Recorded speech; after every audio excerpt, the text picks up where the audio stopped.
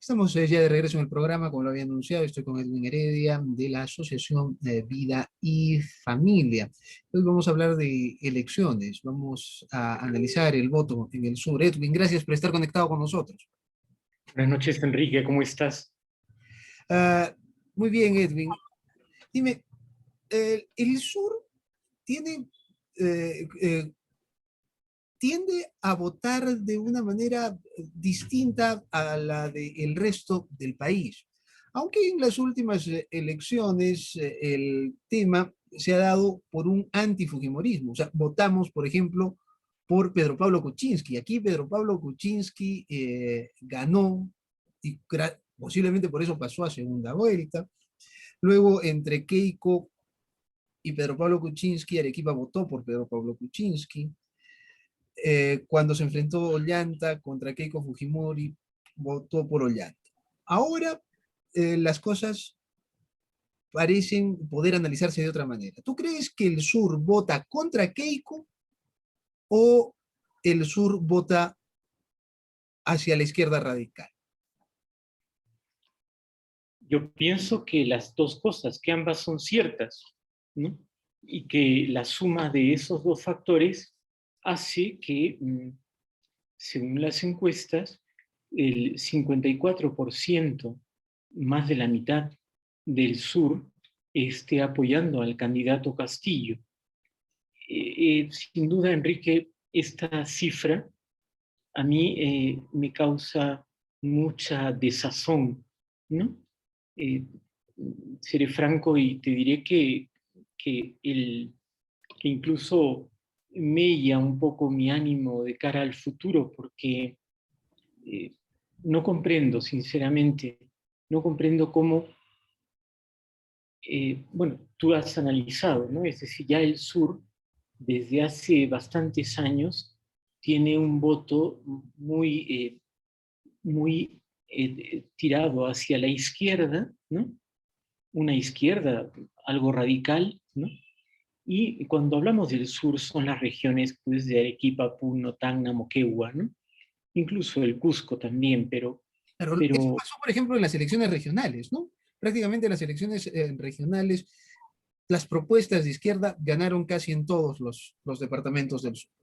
claro, precisamente fijándome en ello y un poco más atrás también, es que te digo que es un poco desanimante viendo el futuro de nuestra región, porque sencillamente uno dice, bueno, ¿a dónde quieren ir los sureños del Perú? ¿A dónde queremos conducir a nuestra región en particular y al Perú, ¿no? Como nación.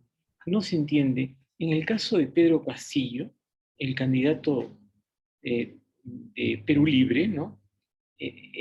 Me parece que no hubiésemos aprendido la lección de haber elegido hace 2 años y medio, me parece, a Elmer Cáceres, ¿verdad?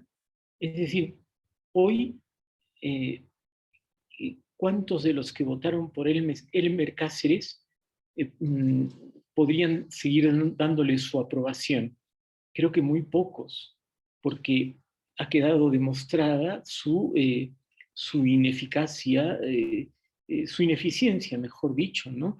Como persona, como gobernante, etcétera, ¿no? O sea, en la región estamos prácticamente sin rumbo, sin gestión. Entonces, eh, el pueblo arequipeño, y tú bien lo dices, también nuestros vecinos del sur, el pueblo arequipeño eligió a Elmer Cáceres y ahora está inclinado mayoritariamente por Pedro Castillo. Entonces uno dice, bueno, pero ¿por qué? ¿No? ¿De dónde? ¿Cuál es el razonamiento que lleva a la población arequipeña? Porque yo puedo decir que quizá seamos un pueblo que no tiene una gran educación en la mayoría de los casos justamente por por los problemas de los malos gobernantes o los malos gobiernos que hemos tenido, pero tontos no somos. Y sinceramente, elegir o votar por Pedro Castillo, desde mi punto de vista, no solamente va contra la libertad, la democracia, la economía, es un conjunto de cosas. No solamente es el comunismo o una tolerancia con el senderismo, con el terrorismo, no solamente es eso, sino que para mí es una elección que tiene bastante de irracional, Enrique. No puedo entender, ¿no?, cómo se puede apostar. ¿Tú crees que votar por la izquierda ya es irracional o crees que hay visos de irracionalidad por lo que, no por lo que representa la propuesta ideológica de Castillo, sino por sus cualidades personales y su falta de equipo técnico y de programa para llevar adelante el país? Mira, se agrava sin duda alguna por, por las características personales del candidato, ¿no? Es decir, eh, yo creo que con mucho respeto lo digo, es decir, respeto a todas las personas, ¿no?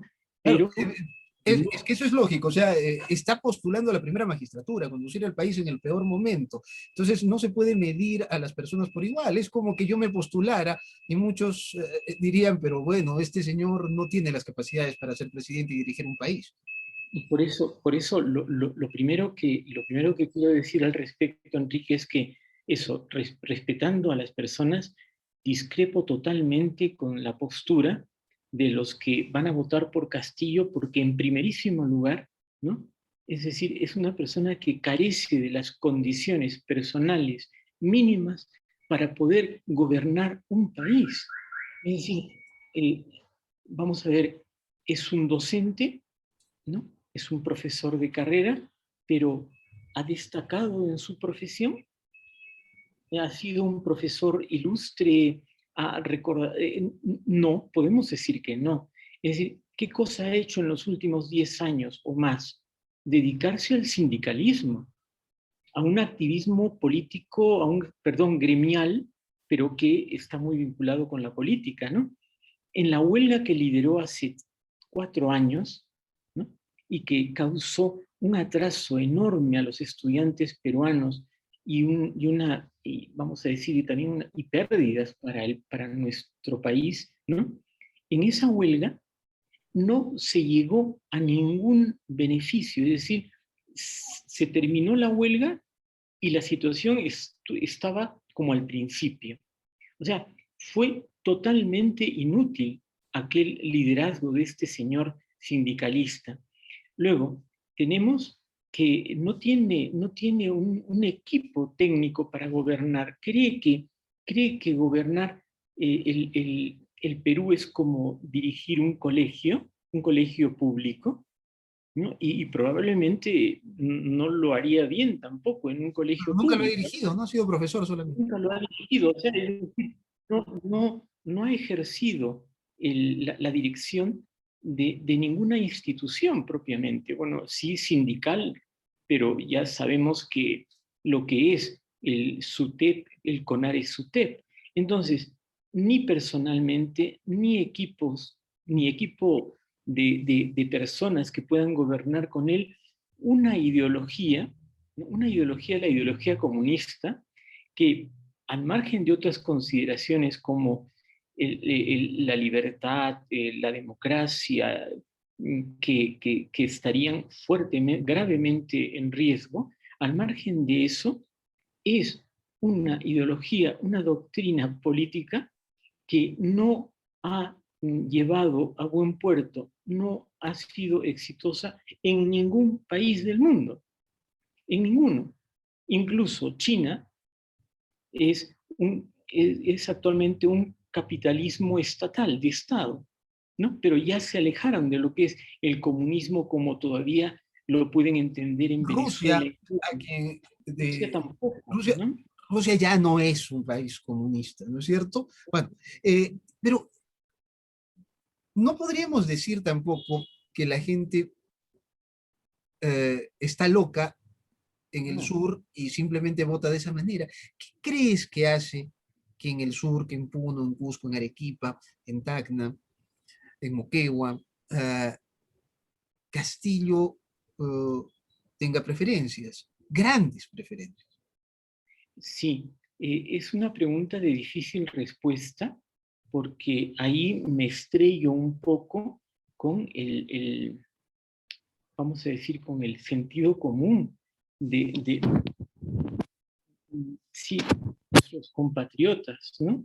Del sur.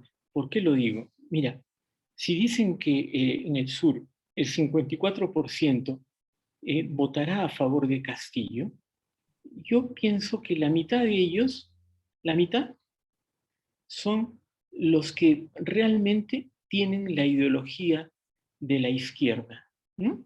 Es decir, ya sea los que apoyaron a Verónica Mendoza o a Marco Arana o al mismo Pedro Castillo. Es decir, son personas que ideológicamente responden a la izquierda, un cuarto del electorado, un cuarto, el 25%. Hasta ahí yo tengo una cierta explicación, pero luego el 30% adicional me resulta bien difícil encontrar el motivo por el que esa cantidad de peruanos se inclinan por, por ir, por lanzarse a un precipicio, porque eso es lo que estamos haciendo. ¿Qué se puede pensar? Como no son tontos, como no son locos, porque no lo son, lo que sí es que están tremendamente frustrados, ¿no? Y esa frustración puede llevar, creo yo, a una obnubilación y pues a que estemos en un escenario que casi raya con el voto antisistema, con un voto medio anárquico, con el decir, bueno, que esto se funda, para no emplear otro término, ¿no? Es decir, que esto se vaya al diablo, porque es decir, ya no soportamos más. Ahora, lo que no saben es que efectivamente vamos a estar peor. Esto, lo irracional es eso. Lo irracional y que me causa ese desánimo del que te hablaba, es que realmente una población que piensa de esta manera, ¿no? Eh, salga o no salga Castillo, qué difícil va a ser que en los próximos 20, 30 años podamos como región salir adelante, Enrique. Qué difícil va a ser porque las inversiones se van a ir, la pobreza va a aumentar, los que son pobres ahora van a pasar a ser extremadamente pobres. Quizá durante un tiempo muy corto, ¿no? Lo que haga el gobierno, un posible gobierno de Perú Libre, es, bueno, Claro, gastarse en los las primeros años va a reservas. haber un poco de recursos, se va a gastar, va a haber nueva constitución. El, ¿Tú crees que el asunto en el sur es que los niveles de informalidad son grandes? Evidentemente hay mucho más dinamismo económico en el norte del país y en la zona costera del país que en la Sierra Sur, y que ha habido un reiterado olvido de los gobiernos en el sur del Perú, las infraestructuras que se construyen en Lima, 5.000 millones, 10.000 millones, en total más de 20.000 millones en el metro de Lima, por ejemplo, ¿no? Las autopistas hacia Ica, la autopista hacia el norte, pero en el sur no hay infraestructura. Majesiguas ni siquiera sale. Entonces, todas estas cosas se han ido acumulando y hacen precisamente que ese olvido, la ausencia real del Estado en el sur del país, incline a un voto que podría ser de protesta y revancha también. O sea, Sí, sin duda es así, pero eso mismo también es irracional, Enrique, porque no le podemos echar la culpa solamente al, al, al, al, al gobierno o al centralismo del gobierno. Es decir, la descentralización, aunque mal hecha, es una realidad en nuestro país. Y quienes no han sido capaces, por ejemplo, en el proyecto Majes Siguas, de sacarlo adelante, somos los arequipeños. O sea, no hemos sido capaces, Enrique. claro, y las trabas Es burocráticas gubernamentales también, claro, son muchas cosas las que se han conjugado. Este, ciertamente. yo quiero, tú empezaste esto diciendo que sentías desánimo eh, por lo que podría pasar. No, mi desánimo es no solo si es que gana Castillo, es también si pierde, porque, porque ese 50 y tantos% Ujú. de sureños que van contra el sistema, Bueno, podrían que ser más, quieren. ¿ah? Acuérdate que Arequipa es uno de los lugares donde más vota. 70% está más o menos en el centro, en el sur debe estar por encima de 60. Tal vez es bastante conservador lo que estás usando. Bueno, mira, entonces con mayor razón, o sea, mi desánimo no es tanto porque Castillo llegue al gobierno, sino de por sí, por qué nosotros nos ponemos trabas a nosotros mismos, por qué pensamos algo que es inviable, que es realmente un suicidio, un tirarnos al precipicio, porque no hay futuro, tal como los mismos que han elegido a los últimos gobernadores regionales en Arequipa, en Moquegua, en Puno, pues son los mismos que ahora están eligiendo esta opción y más, se han plegado más. Bueno, son cuestiones realmente complejas, pero creo que ya es un consenso. El voto nunca o muy pocas veces, me refiero, muy pocas personas votan racionalmente. Mayormente el voto se dirige, se sostiene en odios, en amores y no precisamente en aspectos racionales. ¿Tú crees, tú crees que el país podría tener serios tropiezos o con Keiko o con Castillo? ¿Que no estamos en la mejor de las elecciones? Eh, bueno, mira, eso yo no quiero expresar eh, una, vamos a decir, una opción en el sentido de que, que se diga que, por ejemplo, ¿no? Yo en la primera vuelta habría votado o no habría votado por Keiko. No, no quiero referirme a ello. Lo que quiero decirte es que en esta coyuntura, ¿no?, hay una gran diferencia entre una y otra posición. No se trata como está diciendo la República, ¿no?, y gente más o menos pensante como este periodista Pedro Salinas, ¿no?, que realmente son dos extremos los que en este momento están peleando, ¿no? Dos extremistas. Yo no comparto esa opinión, ¿no? En todo caso, el extremista puede ser el señor Castillo y Perú Libre con el señor Cerrón y todo lo que últimamente se ha sabido de ellos, ¿no? Pero en el caso de Keiko Fujimori, creo que lo que ella está expresando es más bien una posición de centro derecha, ¿no? Y, y lo que prima en este caso es el antifujimorismo que han inoculado a la sociedad peruana en los últimos 20 años los mismos medios de comunicación, ¿no? Y todas todo el sector caviar, vamos a decir así. Entonces, yo pienso que no es que, pienso que las dos posiciones son muy distintas y que más bien el gran peligro está en el señor Castillo. En el caso de la señora Fujimori, ¿no?, ella no está, ella yo creo que no representa ningún peligro. Es decir, ella no ha gobernado el país.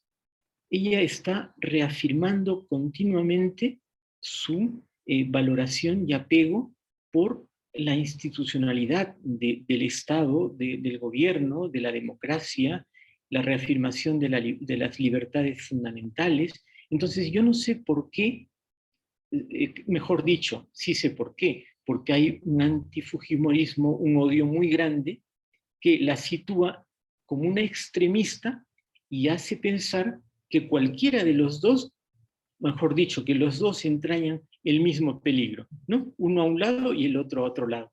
Es curioso, ¿no es Me cierto? parece que no, Es me curioso parece que no. la falta de, de valoración de algunas cosas. Por ejemplo, un real antifujimorista como Vargas Llosa, se dio cuenta que es preferible buscar una coalición democrática alrededor de Keiko Fujimori que jugarse un albur alrededor de Castillo. Gracias, Edwin.